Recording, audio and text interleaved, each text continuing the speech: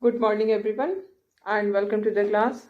We are doing the revision of the chapter development, and under this chapter, we have discussed about the meaning of development in the previous class, and we have seen that there are two types of meaning of development. One is narrow.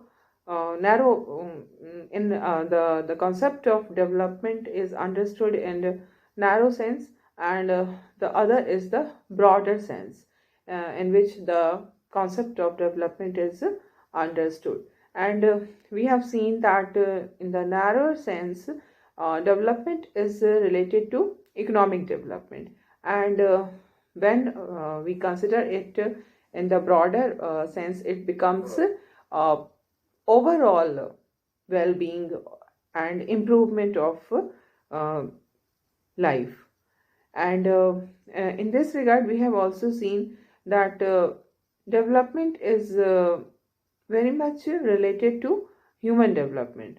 जब development के साथ human resource का development होता है, then it is development in true sense of the term.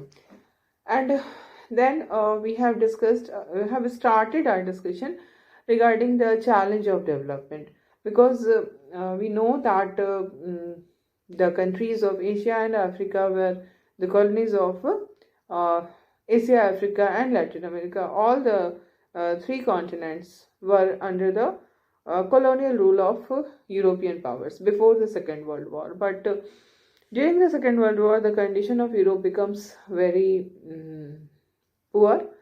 Actually, we can say that the whole Europe was devastated because of Second World War, and subsequently, the world politics, the scenario of the world politics changes, and it was not possible now for the European countries to hold its control over the colonies, and that is the reason we find that after the Second World War, the countries of these colonial countries of these continents, Asia, Africa, Latin America, they started getting independence. And independence तो उनको मिलता है, लेकिन इसके साथ साथ उनके लिए एक बहुत बड़ी जो चैलेंज सामने खड़ी होती है वो होती है डेवलपमेंट की. Because during the colonial rule there was complete exploitation, economic exploitation, all kind of exploitation was there, but economic exploitation was the most important problem. And in all these countries, the country was facing the problem of economic backwardness, the problem of poverty, the problem of malnourishment, unemployment. All these problems were there in front of these newly independent countries. So development was one of the most important challenge in front of these countries, and they adopted a model, है ना, for development. In order to become a developed country, they started following the western countries.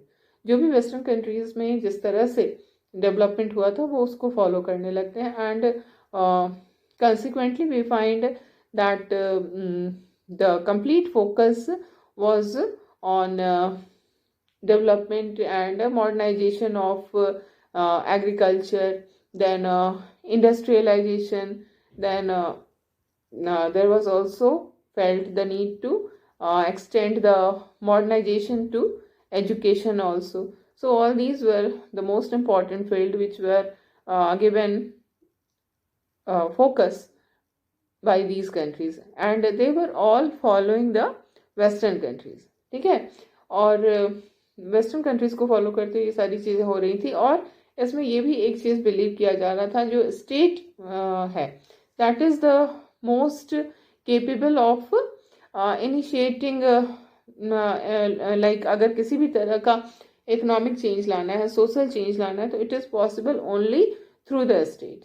तो इन countries में हम क्या देखते हैं कि बहुत सारे बड़े बड़े प्रोजेक्ट्स जो होते हैं वो बनकर तैयार होते हैं. And in order to complete this projects there was need of huge resources, and these resources were met by taking loans from developed countries, by taking loans from the international organizations like World Bank. तो ये जो development का model हमने देखा कि second world war के बाद ये कंट्रीज जो है एशिया अफ्रीका की countries they become independent but they have this problem of development. Challenge of development was there in front of them, and they all have adopted the western model. And western model को adopt करते हुए बहुत ही ambitious projects बनते हैं development के लिए. बड़े बड़े जो प्रोजेक्ट्स थे वो बनते हैं, और इन प्रोजेक्ट्स के कंप्लीशन के लिए रिसोर्सेज की नीड होती है. और ये जो रिसोर्सेज की जो नीड होती है ये कहाँ से पूरी होती है? इसके लिए उनको लोन लेना पड़ता है डेवलप्ड कंट्री से, और जैसे जो इंटरनेशनल ऑर्गेनाइजेशन से लाइक वर्ल्ड बैंक है, IMF है, इनसे उनको लोन लेना पड़ता है. तो एक तरह की बड़ी ही अजीब सिचुएशन क्रिएट होती है जिसमें हमको लगता तो है कि डेवलपमेंट हो रहा है, but actually it's not development in true sense of the term. अभी हम लोग उसको असेस करेंगे, उसके बारे में हमें अभी जानना है. But here we will focus on the model of development which was adopted by India. In our country, what was done that a planning commission was set up, and this planning commission started to make 5-year plans, है ना. 5-year plans बनाने start करती है, और इन्हीं 5-year plans के दौरान हम देखते हैं कि बहुत सारे जो मल्टीपर्पज़ प्रोजेक्ट्स होते हैं या जिनको हम मेगा प्रोजेक्ट्स भी कहते हैं उनकी स्टार्टिंग होती है. जैसे भाखड़ा नांगल डैम जो है वो बनता है during the first 5-year plan. इसी तरह से स्टील के प्लांट्स जो है कंट्री के डिफरेंट पार्ट्स में बनते हैं, बाहर की दूसरी कंट्री से हेल्प लेकर के उनके टेक्नोलॉजी को टेक्नोलॉजिकल एंड फाइनेंशियल असिस्टेंस लेते हुए देश के डिफरेंट पार्ट्स में स्टील प्लांट्स सेटअप किए जाते हैं. माइनिंग और फर्टिलाइज़र प्रोडक्शन पर भी ध्यान दिया जाता है. एग्रीकल्चर के टेक्निक्स को इम्प्रूव किया जाता है. तो ये समझा गया था कि इस तरह से अगर हम इकोनॉमिक डेवलपमेंट करते हैं हर फील्ड में, लाइक एग्रीकल्चर है, देन इंडस्ट्रीज़ हैं, माइनिंग है, तो इस तरह से हम आगे क्या होगा कि जब काफ़ी ज़्यादा इकोनॉमिक ग्रोथ हो जाएगा तो ये जो इकोनॉमिक ग्रोथ है ना, ये जो प्रॉस्पेरिटी आएगी because of this economic growth, that prosperity will trickle down to the poorest section of the society. So what is this meaning of trickle down?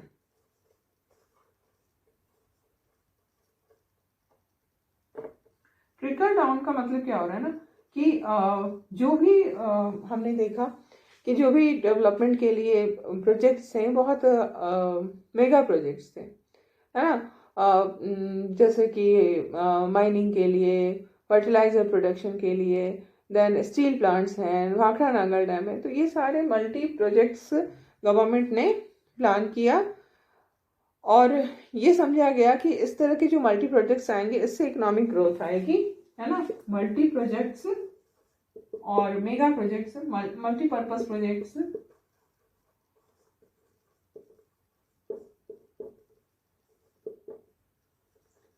और these mega projects, this will lead to economic growth and prosperity, है ना. Economic growth के साथ साथ ये जो जिस तरह से मल्टीपर्पज प्रोजेक्ट्स बनाए जा रहे हैं, मेगा प्रोजेक्ट्स बनाए जा रहे हैं, उससे प्रॉस्पेरिटी आएगी.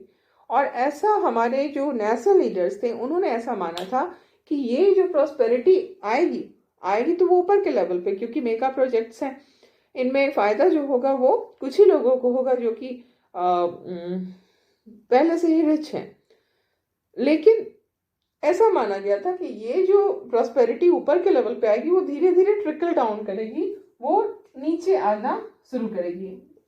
ठीक है, ये हमारे जैसे पूरी सोसाइटी है, सोसाइटी का एक कुछ ही हिस्सा को इसका फायदा मिलेगा, लेकिन ये होप किया गया था कि it will start to trickle down, नीचे के लोगों को भी इसका फायदा मिलना शुरू हो जाएगा. But what we find that in our country it did not happen. ऐसा नहीं हुआ, क्योंकि हम इसको देख चुके हैं कि किस तरह की डेवलपमेंट का जो मॉडल हमारे यहाँ अडॉप्ट किया गया उससे किस तरह के प्रॉब्लम्स आए। एक्चुअली क्या हुआ, instead of trickling down what happened that the gap between the rich and the poor has widened, है ना। तो ये मॉडल ऑफ डेवलपमेंट हमारी कंट्री ने और बाकी के भी जो कंट्रीज थे, लैटिन अमेरिका और एशिया और अफ्रीका की कंट्रीज थे, उन्होंने भी इसी को अडॉप्ट किया, ठीक है। और इसकी काफ़ी क्रिटिसिज्म की जाती है। जो ये डेवलपमेंट का जो मॉडल हमारी कंट्री ने अडॉप्ट किया उसको कई बेसिस पे क्रिटिसाइज किया जाता है, क्योंकि ये डेवलपिंग कंट्रीज के लिए बहुत ही कॉस्टली प्रूव हुआ। Costly in the sense of economy, costly in the sense of social society, इन सब के टर्म्स में अगर हम देखें तो ये हमारे लिए बहुत ही कॉस्टली प्रूफ हुआ। और इसमें भी अगर जो कॉन्टिनेंट्स की, जिन कॉन्टिनेंट्स की हम बात कर रहे हैं उनमें अगर देखें तो Africa is the poorest continent.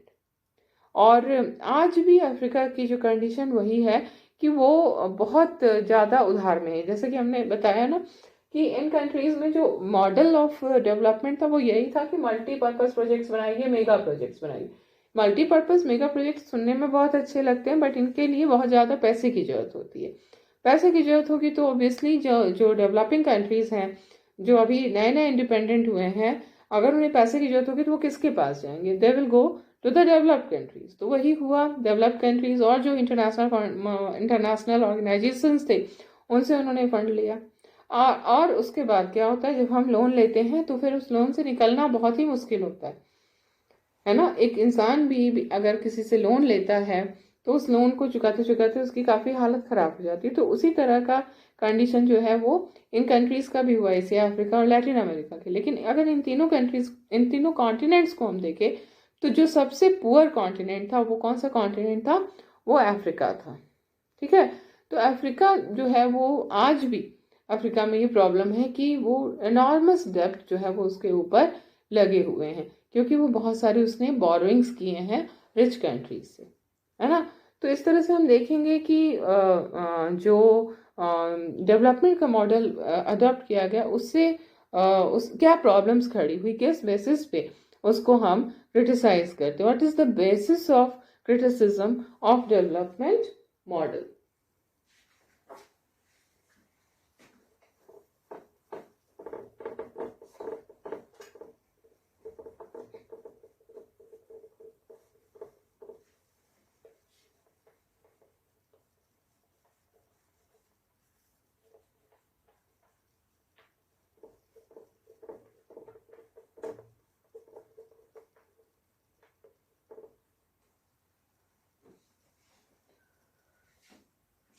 So now we will see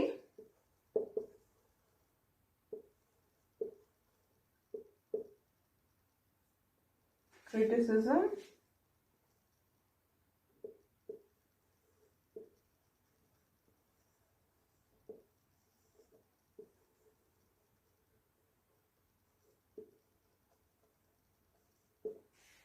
okay, model of development का क्या क्रिटिसिज्म है। तो इसमें हम लोग यही देखेंगे जो डेवलपमेंट का मॉडल अडॉप्ट किया गया, इंडिया के साथ साथ अदर कंट्रीज़ ने भी, जो डेवलपिंग कंट्रीज उन्होंने जो अडॉप्ट किया, उसका हमें बहुत सारी कीमतें चुकानी पड़ी, बहुत सारे कॉस्ट हमें पे करने पड़े उसके लिए।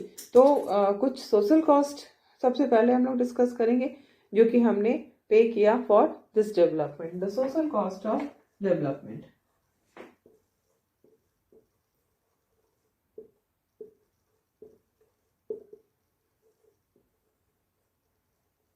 So now we will see what do we mean by social cost of development. Development का social cost क्या होता है? So what cost the society is paying because of adoption of this development model? क्या cost society पे कर रही है? Society को जो पे करना पड़ रहा है वो है because of these development projects, जिस तरह के प्रोजेक्ट्स बन रहे हैं हमारे यहाँ, जैसे माइनिंग के कारण, इंडस्ट्री कहीं पर सेटअप करना है या फिर डैम्स बनाने, उसके कारण जो एक बहुत बड़ी सोशल प्रॉब्लम हमारे सामने आती है उसको हम कहते हैं displacement. People are getting displaced from their original place. ये एक बहुत बड़ी प्रॉब्लम है किसी भी सोसाइटी के लिए। और डिस्प्लेसमेंट का मतलब क्या होता है कि आप जहाँ पर आपके एंसेस्टर्स रहते आए हैं, जहाँ पर आप कोई भी traditional type of economic activity में लगे हुए हैं, वहाँ से आपको हट करके अब नई जगह पर जाना है। तो इसमें क्या होता है कि इस तरह का जब भी डिस्प्लेसमेंट होता है तो ये जो होता है कि उस पर्टिकुलर ग्रुप को बिल्कुल मार्जिन पे पहुंचा देता है, क्योंकि अब वो जहां भी जाएंगे अपना हिसाब से वो कुछ भी नहीं कर पाएंगे। ये उनका हर तरह का लॉस है। It's a loss of livelihood first of all, it's a loss of culture, it's a loss of their social life. तो ये जो उनका नॉर्मल लाइफ था वो पूरी तरह से डिसरप्ट हो जाता है। और वो अगर वो वहाँ से डिस्प्लेस होकर के किसी अर्बन एरिया में पहुँचते हैं तो वहाँ पर वो उस अर्बन एरिया के पुअर सेक्शन को बिलोंग करते हैं। तो because of this displacement what happens that the number of poor people in urban areas increases.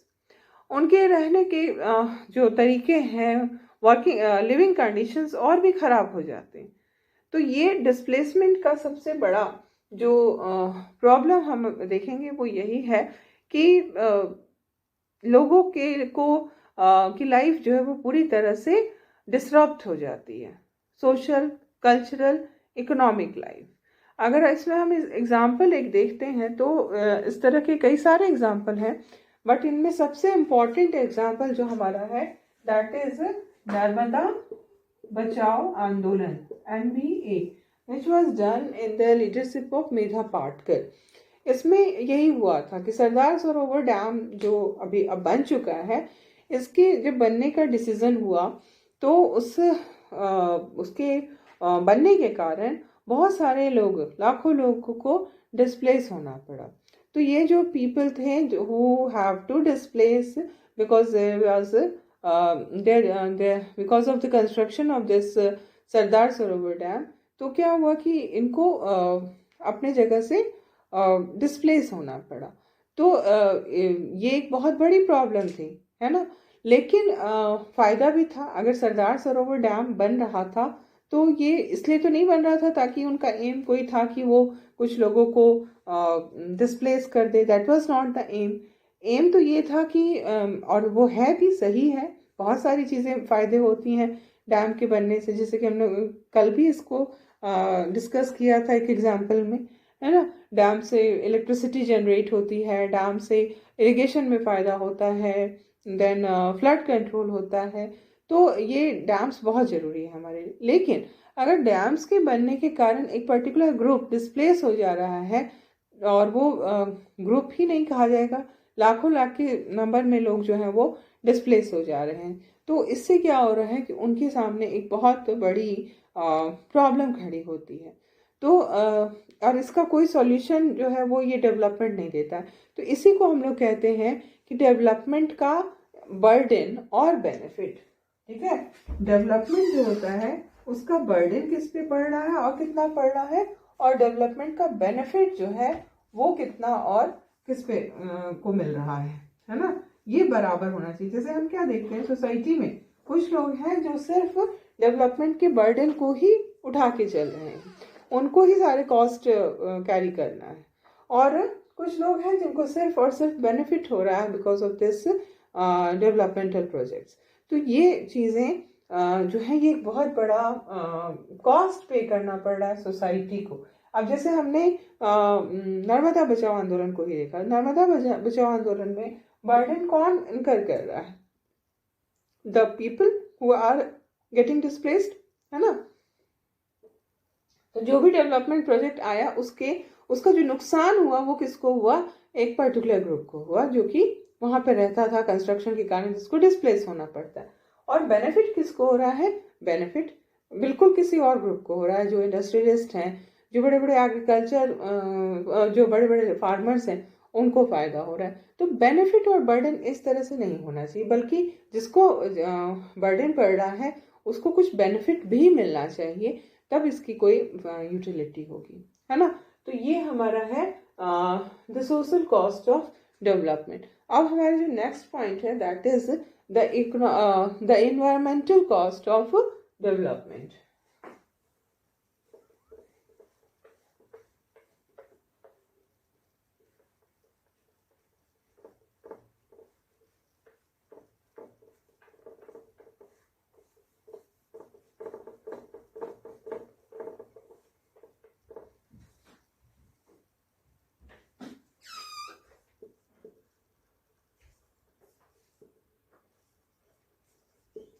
Next हमारा पॉइंट जो है वो है द एनवायरमेंटल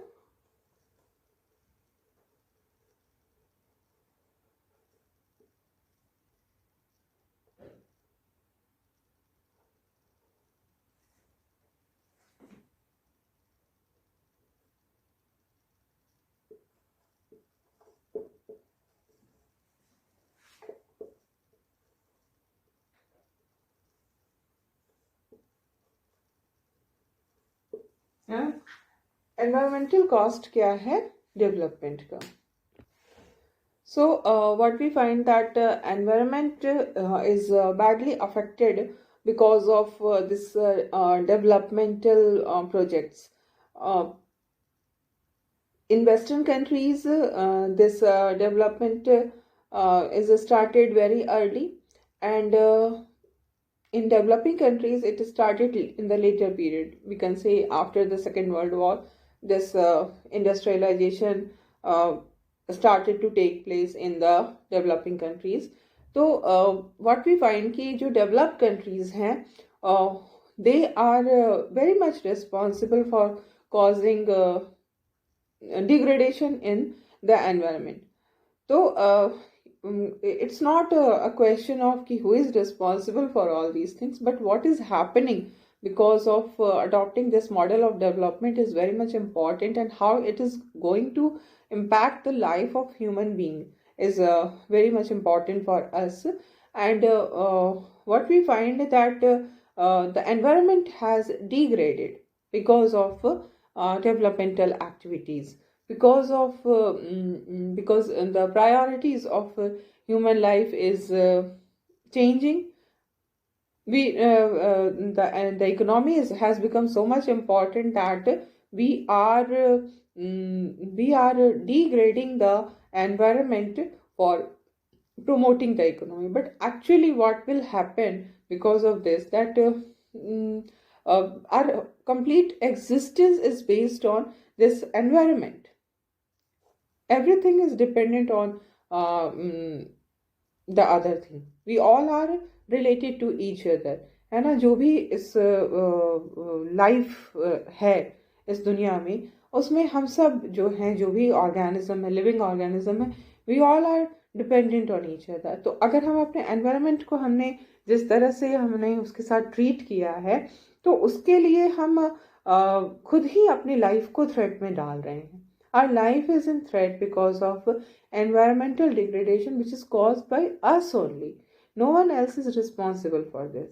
तो ये चीज़ें हो रही हैं। जैसे कि अगर हम देखें 2004 में सुनामी आई थी, इंडिया में भी उसका बहुत ही बैड इम्पैक्ट हुआ था। तो जो सुनामी आई उसके पीछे क्या रीज़न माना जाता है? हालांकि इस तरह की जो चीज़ें होती हैं उनको नेचुरल डिजास्टर कहा जाता है, but actually what we find कि there is some man-made reasons are responsible for these natural disaster. जैसे कि सुनामी के लिए ये माना गया कि जो मैनग्रोव्स का वहाँ पे डिस्ट्रक्शन हुआ और कमर्शियल कंस्ट्रक्शन जो हुए on the shore of the sea shore पे जो कंस्ट्रक्शन हुआ, वो that was the reason for tsunami. उस कारण ही सुनामी का आना हो सकता है, ऐसा माना गया। इसी तरह से और भी कई सारे इंसिडेंट्स हमें मिलते हैं। जैसे कभी कहीं पर बहुत जहाँ बारिश नहीं होती थी वहाँ बारिश होने लग रही है आज के समय में। इस तरह के इरेगुलरिटीज़ हमें देखने को मिलती हैं। बहुत ज़्यादा बारिश हो जाती है कहीं पे, जैसे कि उत्तरांचल में हमारे इस तरह की एक 2015 का ये इंसिडेंट है, जबकि वहाँ पे बहुत बुरी तरह का फ्लड आया था। तो ये फ्लड को भी कहा जाता है natural calamity, but many times we feel कि these natural calamities are caused by human reasons. The factor is human, क्योंकि इंसान ने ऐसे एक्टिविटीज किए हैं जिसके कारण कि नेचर जो है वो फ्यूरियस हो गई है और इस तरह की कैलामिटीज आ रहे हैं। तो ये चीज़ें हम फील कर रहे हैं। तो जो एनवायरनमेंट का डिग्रेडेशन हम इकोनॉमी के अपग्रेडेशन के लिए कर रहे हैं, actually that degradation is going to prove going to be detrimental for us, है ना। और इसमें हम we all are knowing that global warming, problem of global warming is there.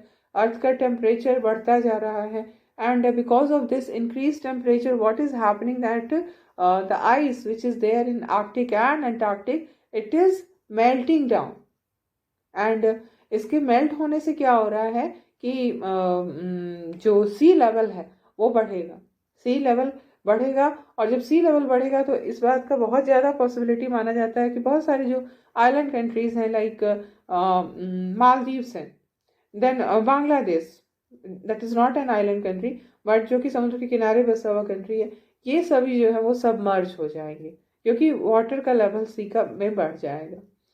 ऐसा मुंबई के लिए भी ऐसा कहा जाता है कि आगे आने वाले 50 ईयर्स में मुंबई जो है वो पूरी तरह से सबमर्ज हो जाएगा।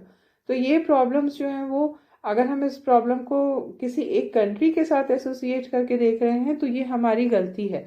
ये it is not concern with only one country, it's not like that. All the people of the world are equally going to be affected by this this environmental degradation. किसी पर थोड़ा जल्दी असर होगा, किसी पे थोड़ी देर से होगी, लेकिन असर सब पे होगा, है ना। तो ये चीज़ें ऐसी हैं कि इसमें कोई बंदिश नहीं होती है कि only poor will be affected by this environmental degradation. हाँ, ये जरूर होगा कि शुरू में only poor will be affected, but जब जब इकोनॉमिक डिग्रेडेशन बढ़ेगा तो फिर उससे सब लोग इक्वली अफेक्टेड होंगे। अगर एयर पॉल्यूटेड है तो that air is for everyone ना, इट्स नॉट कि पुअर के लिए एयर जो है वो अलग है और रिच के लिए एयर जो है वो अलग है, ऐसी तो कोई बात नहीं होती है। तो अगर एयर पॉल्यूशन की प्रॉब्लम है तो that problem is for everyone in the similar way. जो रिच है उनको भी पॉल्यूटेड एयर से वही प्रॉब्लम होगी जो भी पुअर को होगी। तो ये चीज़ें समझने की ज़रूरत है कि जिस तरह से का हमने जो मॉडल ऑफ डेवलपमेंट अडॉप्ट किया है उसके कारण जो कुछ भी एनवायरमेंटल डिग्रेडेशन हो रहा है उसका जो नतीजा होगा वो इंसान को ही भुगतना पड़ेगा, है ना। एंड वन मोर थिंग, जैसे डिफॉरेस्टेशन भी एक बहुत बड़ा रीज़न है। पेड़ों को साफ करके वहाँ पर उस लैंड को एग्रीकल्चर के लिए यूज़ किया जाता है, फैक्ट्री सेटअप करने के लिए यूज़ किया जाता है, माइनिंग के लिए डिफॉरेस्टेशन किया जाता है। ये डिफॉरेस्टेशन भी जो है वो एनवायरमेंटल डिग्रेडेशन का एक बहुत बड़ा रीज़न बनता है। इसके कारण हमारे सारा कुछ वाटर साइकिल तक पे असर पड़ता है, क्योंकि जो फॉरेस्ट से जो प्रेसिपिटेशन ट्रांसपीरेशन होता है वो वाटर साइकिल में एक बहुत ही इम्पॉर्टेंट एलिमेंट होता है। तो जब पेड़ नहीं रहेंगे तो वाटर वेपर की कमी हो जाएगी और वाटर साइकिल जो है वो कंप्लीट नहीं हो पाएगा। तो इस तरह की प्रॉब्लम्स जो है वो इसको हमने फेस करना शुरू कर दिया है ना। इसके अलावा अगर हम आज के समय में देखें तो एनर्जी का भी यूज़ बहुत ज़्यादा, जो आज का डेवलपमेंट मॉडल हमने अडॉप्ट किया है उसमें एनर्जी बहुत ज़्यादा यूज़ होती है। एनर्जी यूज़ कर रहे हैं हम बहुत ज़्यादा, तो इससे क्या होता है कि जो नॉन रिन्यूएबल सोर्सेज हैं लाइक कोल है, पेट्रोलियम है, उनका ज़्यादा से ज़्यादा यूज़ हो रहा है। तो उनको रिप्लेनिश तो वो हो नहीं पाते हैं और उनका सिर्फ और सिर्फ यूज़ हो रहा है। अल्टरनेट सोर्स ऑफ एनर्जी को नहीं कम से कम यूज़ किया जा रहा है ना। तो ये चीज़ें जो हैं वो हमारे लिए हमारे एग्जिस्टेंस के लिए डेट्रीमेंटल होने जा रही हैं। और ये इसके लिए अगर देखा जाए तो no one else is responsible, only we the human beings are responsible for all these situations. So environmental degradation करके हमारे डेवलपमेंट का जो मॉडल है वो एक उसने सही वो मॉडल बिल्कुल भी नहीं कहा जा सकता है इस बेसिस पे। सो हम लोग इसको आगे कंटिन्यू करेंगे और अब नेक्स्ट क्लास में इसी डेवलपमेंट के जो अदर टॉपिक्स है उसको हम लोग डिस्कस करेंगे।